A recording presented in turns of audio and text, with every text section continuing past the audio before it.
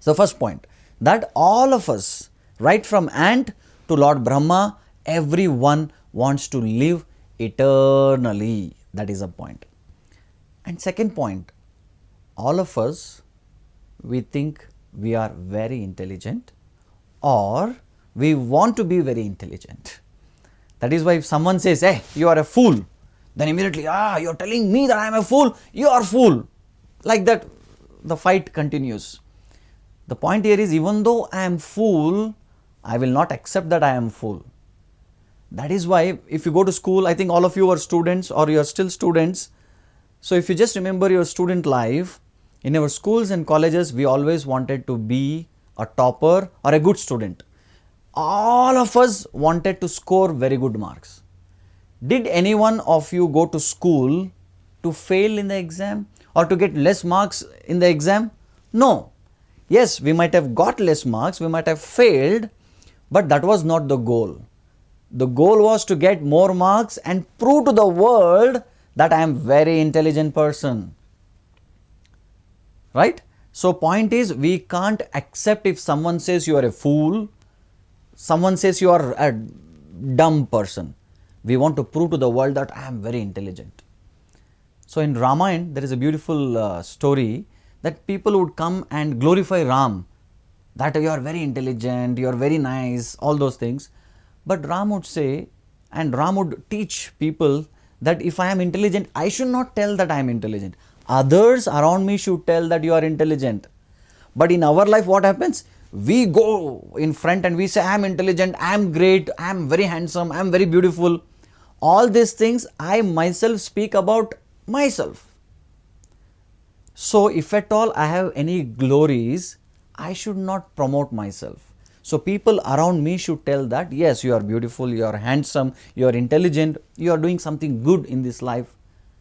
So the point is, others should actually identify that I am intelligent, not that I myself want to prove to the world that I am intelligent.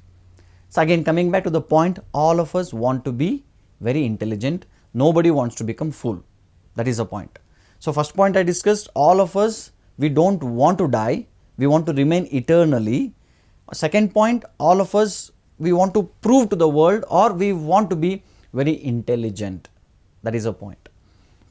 And the third point is, all of us want to be very happy in our life. None of us want to suffer.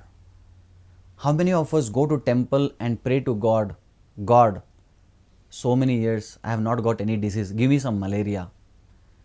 And while going home, please, I want my right hand to be cut. I want to become a handicap. So none of us, we pray like that. Why? Because we want to be happy. Why can't you live a life of distress? Why you want to be happy in life? Can't you live your life without being happy is the question. No. So that means, like for example, if you take an ant and put it in the water, what does ant do? Ant will start swimming, back, front swimming? No. Ant will struggle to live a life. Ant doesn't want to die. If you take a fish out of water, and what does that fish do? It just dwindle. It wants to go back to water and live. That means if you take any living entity, that living entity wants to live eternally, doesn't want to die. And that living entity always want to be happy. If you just take a stick and hit a dog just runs away because it doesn't want to get hurt and cry. It wants to be happy.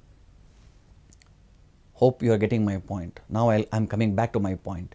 Now if you see, all of us, we want to live eternally, we want to have full knowledge, we want to be intelligent, and we want happiness.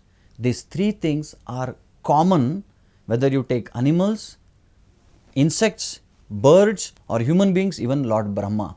So all of us, we have this common thing. Why? Why ant doesn't want to die? Dog doesn't want to die, elephant doesn't want to die, I don't want to die, even Brahma doesn't want to die.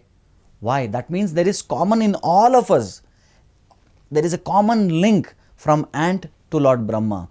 And what is that common link? That is soul, and that is the nature of the soul.